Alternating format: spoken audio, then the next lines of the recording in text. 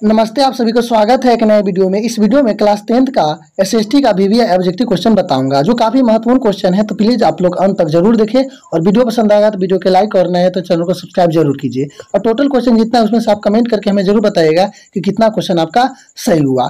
तो अगर आप नए तो चैनल को सब्सक्राइब प्लीज जरूर कर लीजिए और बेल आइकन प्रेस जरूर कर लीजिए, ताकि कोई भी क्लास ले तो बिल्कुल आपके पास नोटिफिकेशन आसानी से पहुंच जाए। तो चलिए स्टार्ट करते हैं आज के क्लास के। देखिए, फर्स्ट क्वेश्चन है, जर्मनी के एकीकरण के लिए कौन उत्तरदायी था? Count Cavour, Bismarck, Garibaldi, Mazzini. तो आपको पता होना चाहिए कि जो जर्मनी के एकीकरण के लिए कौन उत्तरदायी था। तो आपको पता होना चाहिए कि जो बिस्मार्क है। कौन है जर्मनी के एकीकरण के लिए? बिस्मार्क। ठीक है ना, याद रखिएगा, जर्मनी के एकीकरण के लिए बिस्मार्क उत्तरदायी था। बाकी जो मेजनी है, गैरीबाल्डी है, काउंट कावुर है, ये सब इटली के एकीकरण में इसका योगदान था। काउंट कावुर, बिस्मार्क तो जर्मनी हुआ, गैरीबाल्डी ये सब इटली का है। समझ गया ना। और उसके बाद याद रखिएगा कि एक सबसे महत्वपूर्ण क्वेश्चन है बिस्मार्क के बारे में। बिस्मार्क ने रक्त एवं लौह की नीति का अवलंबन किया था। याद रखिएगा, किसका? रक्त एवं लौह का नीति अवलंबन किया था।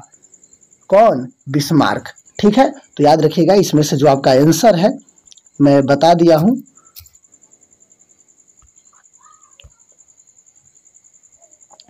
इसका सही होगा आपको बिस्मार्क सही होगा। बाकी सब काउंट कावुर, गैरीबाल्डी, मेजनी ये सब इटली का एकीकरण में इसका महत्वपूर्ण योगदान था। ठीक है, तो लाइक शेयर करते रहेगा। जो भी स्टूडेंट है प्लीज लाइक शेयर करते रहेगा। किसी तरह से कोई समस्या हो तो कमेंट करके आप हमें जरूर बताइएगा। ठीक है, तो चलिए क्वेश्चन नंबर देखते हैं। रॉबर्ट ओवेन कहाँ के निवासी था? रॉबर्ट ओवेन कहाँ के निवासी था? आपको ऑप्शन में है फ्रांस, जर्मनी, ब्रिटेन, ऑस्ट्रेलिया। तो आपको याद होना चाहिए कि जो रॉबर्ट ओवेन था वो इंग्लैंड यानी ब्रिटेन का निवासी था। ब्रिटेन की जगह इंग्लैंड भी हो सकता है।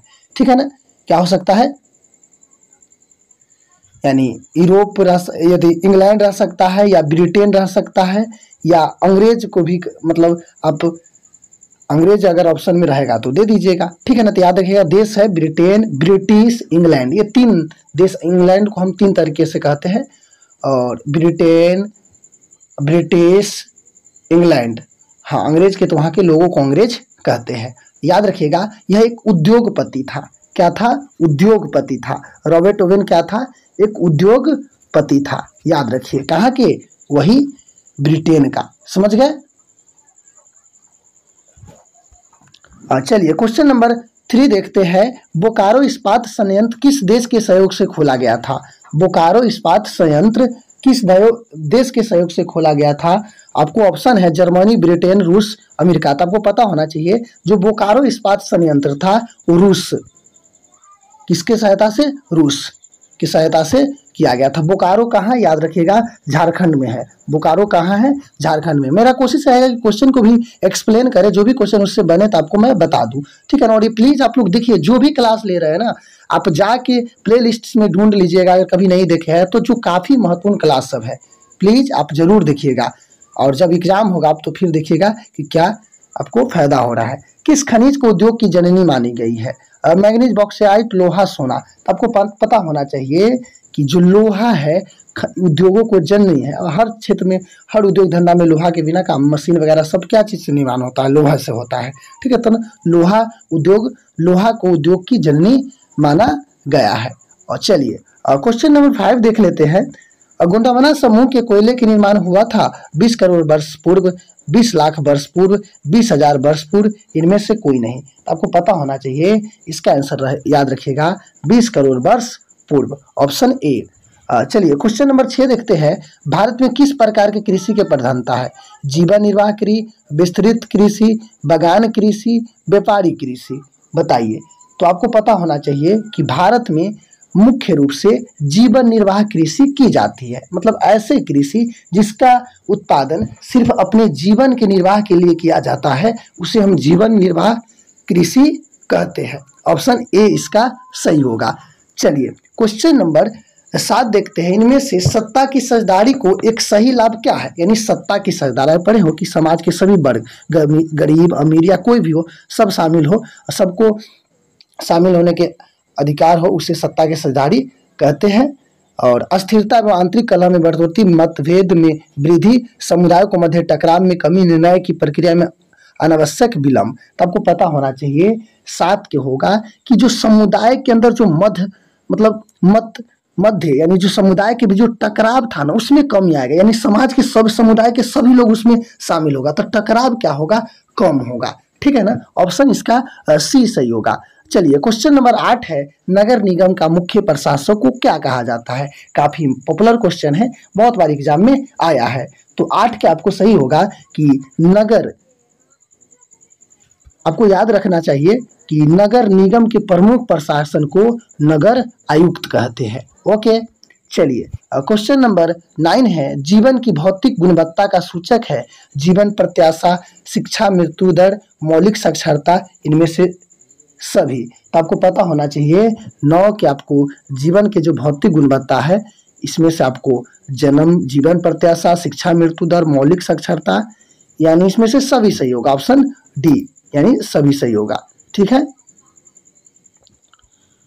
10 है, मुद्रा के प्रमुख कार्य क्या है। मुद्रा, जहां आपको भारत में इसको रुपया नाम है, अमेरिका में इसको यूएसए मतलब यूएसएबी डी डॉलर।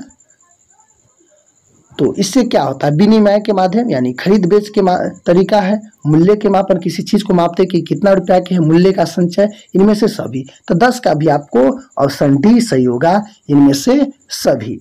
चलिए 11 नंबर क्वेश्चन देखते हैं, मेजनी का संबंध किस संगठन से था। मेजनी आप जानते होंगे, इटली के एकीकरण में इनका भी बहुत ही महत्वपूर्ण योगदान था। ठीक है ना। तो मेजनी के बारे में इसमें पूछ रहा है कि इसमें कौन चीज का गठन किया था। तो याद रखिएगा, मेजनी के बारे में हमेशा एग्जाम में क्वेश्चन आता है, तो थोड़ा इसको एक्सप्लेन भी कर लेते हैं कि इसमें आपको पहले तो इसका आंसर हम बता देते हैं कि मेजनी का संबंध इसमें से क्या है। लाल सेना, कार्बोनरी, फ्लिक हेटेरिया, डायट। तो आपको पता होना चाहिए कि मेजनी का संबंध आपको 11 के ऑप्शन बी सही होगा, कार्बोनरी। याद रखिएगा, जो मेजनी था एक साहित्यकार था, फिर एक योग्य सेनापति भी था, और गणतांत्रिक विचारों को क्या था, समर्थक भी था। ठीक है ना। उसने आपको तो पहला ऑब्जेक्टिव बन गया कि इसका कार्बोनरी, दूसरा एक साहित्यकार था, एक सेनापति था, और साथ में गणतांत्रिक विचारों को समर्थन भी करता था। और उसके बाद क्या हुआ कि 1831 में, याद रखिएगा 1831 में मेजनी ने यंग इटली की स्थापना किया। किसका स्थापना किया, यंग इटली का स्थापना किया। फिर 1834 में मेजनी ने यंग यूरोप की स्थापना किया। कौन, मेजनी। ठीक है, समझ गए मैं क्या बताया हूँ कि मेजनी साहित्यकार, सेनापति, यंग इटली का स्थापना 1831 में, यंग यूरोप की स्थापना 1834 में किया था। ठीक है। चलिए क्वेश्चन नंबर 12 देखते हैं, रूस में जार का अर्थ क्या होता है। पीने का बर्तन, पानी रखने की मिट्टी का पात्र, रूस का सामंत, रूस का सम्राट। यानी याद रखिएगा, रूस में जो रूस का यानी सम्राट यानी राजा को जार कहा जाता है। रूस में राजा को क्या कहा जाता है, जार कहा जाता है। ऑप्शन डी सही होगा। हुआ आंदोलन किस प्रकृति के था। क्रांतिकारी, धार्मिक, साम्राज्यवादी, समर्थक आंदोलन, क्रांतिक, धार्मिक। तो 13 के आपको ऑप्शन सही होगा, डी क्रांतिकारी, धार्मिक। ठीक है। चलिए क्वेश्चन नंबर है, भारत में खिलाफत आंदोलन शुरू हुआ। खिलाफत आंदोलन 1920, 1922, 1924, 1926। तो आपको पता होना चाहिए 14 के आपको ऑप्शन ए सही होगा कि भारत में खिलाफत आंदोलन 1920 में शुरू हुआ। क्यों शुरू हुआ, तो तुर्की के सुल्तान को खलीफा कहा जाता था। ठीक है ना। जितना मुस्लिम देश था ना, सब लोग इसको क्या करता था, समर्थन करता था। किसको, खलीफा को। अंग्रेज ने जब आया तो उसको सत्ता से हटा दिया, इसलिए जितना इस्लामी समर्थक देश था सब जगह उनको अंग्रेज के विरोध में क्या होने लगा, आंदोलन में। और भारत के मुसलमानों ने भी यहाँ क्या किया, विरोध में आंदोलन कर दिया। इसी को खिलाफत आंदोलन भी कहते हैं। 2 नंबर भी कंप्लीट हो गया, समझ गए ना। ये क्वेश्चन भी महत्वपूर्ण है। तो खिलाफत आंदोलन 1920 में शुरू हुआ। ठीक है। चलिए 15 है, 1917 ईस्वी में भारत में पहला जूट मिल किस शहर में स्थापित हुआ? कोलकाता, दिल्ली, मुंबई, पटना। यानी पहला जूट मिल किस शहर में स्थापित हुआ? तो 15 के आपको ऑप्शन ए सही होगा, कोलकाता में। कहाँ स्थापित हुआ? कोलकाता में। चलिए क्वेश्चन नंबर 16 है, पूंजीपति वर्ग के द्वारा किस वर्ग का शोषण हुआ? श्रमिक वर्ग, मध्यम वर्ग, कृषि वर्ग, उपयुक्त सभी। यानी पूंजीपति वर्ग द्वारा किस वर्ग का शोषण हुआ? श्रमिक वर्ग, मध्यम वर्ग, कृषि वर्ग, उपयुक्त सभी। तो आपको 16 के ऑप्शन डी सही होगा, इसमें से सभी का शोषण हुआ। ठीक है ना, श्रमिक वर्ग का, मध्यम वर्ग, कृषि, इसमें से सभी का। ठीक है, चलिए क्वेश्चन नंबर 17 है, प्राचीन काल में किस स्थल मार्ग से एशिया और यूरोप का व्यापार होता था? सूती मार्ग से, रेशम मार्ग से, उत्तर पथ से, दक्षिण पथ से। 17 को याद रखिएगा, ऑप्शन बी सही होगा, रेशम मार्ग से। ठीक है, चलिए गुटेनबर्ग ने सर्वप्रथम पुस्तक की छपाई की। गुटेनबर्ग आप जानते होंगे, तो सबसे प्रथम मतलब पुस्तक की छपाई की, तो याद रखिएगा इसका आंसर होगा बाइबिल। किसका छपाई की? बाइबिल। गुटेनबर्ग, ये जर्मनी में इसका जन्म हुआ था। याद रखिएगा गुटेनबर्ग का जन्म कहाँ हुआ था? जर्मनी में हुआ था। ठीक है, राष्ट्रपति के नाम से किसे जाना जाता है? राजा राम मोहन। राष्ट्रपिता के नाम से राजा राम मोहन राय, महात्मा गांधी, दादा भाई नौरोजी, भारत तेंदु हरिश्चंद्र। तो आपको फर्स्ट ही यानी सेकेंड बी ऑप्शन सही होगा, राष्ट्रपिता महात्मा गांधी जी को कहते हैं। इतना आसान क्वेश्चन है। ठीक है ना, याद रखिएगा महात्मा गांधी का जन्म मतलब कब हुआ था? 2 अक्टूबर 1869 ईस्वी को हुआ था। गुजरात के पोरबंदर में हुआ था। ठीक है, चलिए अब इस क्वेश्चन है, कौन सा सामाजिक वर्ग बुद्धिजीवी वर्ग के रूप में उभर कर आया? उद्योगपति वर्ग, पूंजीपति वर्ग, श्रमिक वर्ग, मध्यम वर्ग। तो देखिए 20 का आपको ऑप्शन बिल्कुल सही होगा, मध्यम वर्ग एक बुद्धिजीवी वर्ग के रूप में उभर के आया, क्योंकि ज्यादा पढ़े लिखे लोग, शिक्षित लोग इसी वर्ग में थे। ठीक है, चलिए जब हम लैंगिक विभाजन की बात करते हैं तो हमारे अभिप्राय होता है, लैंगिक विभाजन के अर्थ होता है कि समाज में स्त्री पुरुष को के साथ भेदभाव किया जाता है। ठीक है ना, जो स्त्री पुरुष के साथ जो असमानता पाया जाता है उसे हम सामाजिक लैंगिक विभाजन कहते हैं। आपको पता होगा कि समाज में स्त्री और पुरुष के साथ जो भी असमानता है वो सब क्या है? लैंगिक विभाजन है। ठीक है ना, जैसे आप मतलब देख रहे हैं कि भेदभाव होता है समाज में। आप रहते तो बहुत सारे देखे होंगे कि लड़की के लिए बहुत सारे भेद होता है कि लड़की ये कर सकती है, लड़का ये कर सकती है, लड़की ये नहीं कर सकती है, लड़की सिर्फ खाना बना सकती है, चूल्ही फूंक सकती है। बहुत लोगों की सोच होता है, ये सबका नहीं है, कुछ अनएडुकेटेड लोगों का ये सोच है। तो ऑप्शन आपको होगा, समाज द्वारा स्त्री और पुरुष की दी गई असमानताओं को। ठीक है ना, ऑप्शन होगा। ये जैविक अंतर वाला नहीं, बहुत सारे बच्चे कंफ्यूज हो जाते हैं, ये तो बायोलॉजिकल वाला नहीं है। ठीक है ना, तो लैंगिक विभाजन। 22 है, निम्नलिखित में कौन संघ राज्य की विशेषता नहीं है? लिखित संविधान, शक्तियों का विभाजन, एकहरी शासन व्यवस्था, सर्वोच्च न्यायालय। तो आपको 22 के ऑप्शन सही होगा, एकहरी शासन व्यवस्था संघ राज्य की उदाहरण नहीं है। बिहार में संपूर्ण क्रांति का नेतृत्व किसने किया था? ये एकदम महत्वपूर्ण क्वेश्चन है। संपूर्ण क्रांति नीतीश कुमार, मोरारजी जी देसाई, इंदिरा गांधी, जयप्रकाश नारायण जी। तो जयप्रकाश नारायण जी ने बिहार में संपूर्ण क्रांति का नेतृत्व किया, और इसने उस समय इंदिरा गांधी के सरकार थी देश में, जगह जगह पर ये आंदोलन पूरे भारत में एक बार फैल गया। बिहार से शुरू हुआ और पूरे भारत में फैल गया। ठीक है ना, और इसका इतना परिणाम हुआ कि जब 1977 में चुनाव हुआ तो कांग्रेस बुरी तरह से हार भी गई। ठीक है, चलिए 24 है, इनमें कौन सी एक बात लोकतांत्र व्यवस्था को अनुरूप नहीं है? कानून के समक्ष समानता, स्वतंत्रता एवं निष्पक्ष चुनाव, उदारदायी शासन व्यवस्था, बहुसंख्यक को शासन। तो आपको पता होना चाहिए कि 24 को आंसर सही होगा डी। ये सब सही है, लेकिन बहुसंख्यक को, सब शासन थोड़ी ना कर रहा है। हाँ, आप चुनते हैं, आपको इतना पावर है कि आप चुन रहे हैं अपने प्रतिनिधि को, तो वो शासन वो कर रहा है। ये नहीं कि पूरे देश में सभी लोग शासन करेगा, तो फिर कोई रूल्स कानून को फॉलो ही नहीं होगा। भारत एक लोकतांत्रिक राज्य है, निम्नलिखित में किससे यह घोषणा है की गई है? भारत एक लोकतांत्रिक राज्य है, निम्नलिखित में किस में यह घोषणा की गई है? प्रस्तावना में, पाठ में, कानूनी पुस्तक में, नागरिक शास्त्र में। तो आपको पता होना चाहिए 25 का जो ऑप्शन है ए सही होगा, प्रस्तावना में। प्रस्तावना याद है तो कमेंट कीजिए तो एक बार, किसको किसको प्रस्तावना याद है, याद जरूर कर लीजिएगा, ठीक है ना। किसी लोकसभा चुनाव के बाद महिला को भागीदारी 10% से अधिक हो गई, 16वीं, 15वीं, 17वीं, 20वीं। तो 26 का आपको ऑप्शन सही होगा, ऑप्शन 15वीं लोकसभा चुनाव में, ठीक है। इसके बाद निम्नलिखित में कौन सा राष्ट्रीय दल है। राष्ट्रीय दल, देखिए एक राष्ट्रीय दल होता है और क्षेत्रीय पार्टी होता है, तो इसमें से पूछ रहा है कि कौन राष्ट्रीय दल है। तो आपको पता होना चाहिए 27 के आंसर। जनता दल भी एक क्षेत्रीय पार्टी है, डीएमके भी क्षेत्रीय है, लोक जनशक्ति पार्टी आप पता है कि बंगला छाप चिराग पासवान जी का है, और भारतीय जनता पार्टी एक राष्ट्रीय दल है। ऑप्शन डी सही होगा। बीजेपी राष्ट्रीय जनता दल का क्या है, याद रखिएगा, भारतीय जनता दल का है, यानी कमल का फूल छाप है, ठीक है ना। कभी कभी ये पूछ दिया जाता है।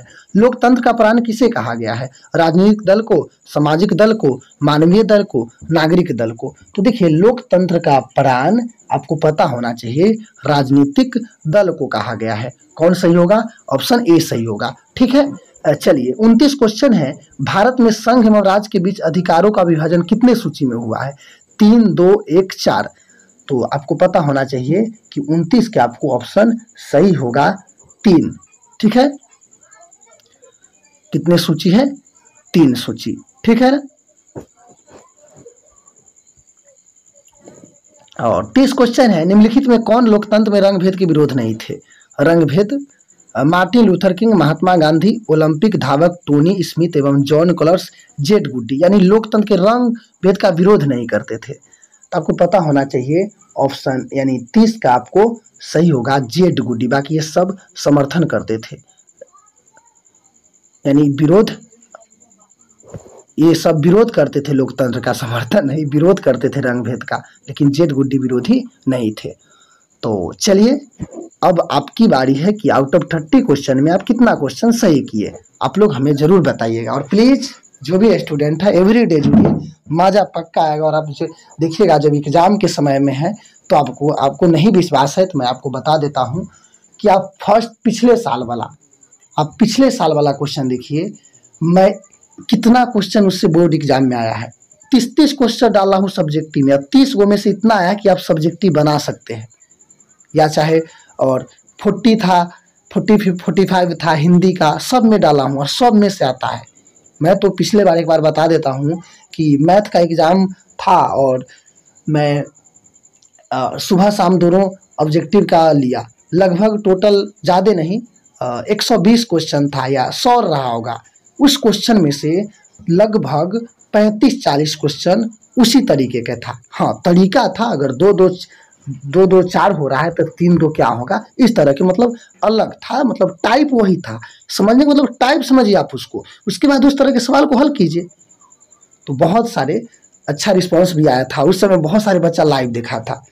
तो चलिए आप लोग भी मेहनत कीजिए और हमको भी सपोर्ट कीजिए और शेयर भी कीजिए अपने दोस्तों के पास। किसी तरह के कोई भी समस्या हो किसी वीडियो के नीचे आप कमेंट करके पूछ सकते हैं, मैं बिल्कुल आपको उसमें जवाब दूंगा जो भी समस्या होगा, ठीक है ना। तो चलिए आप सभी को जुड़ने के लिए बहुत बहुत धन्यवाद।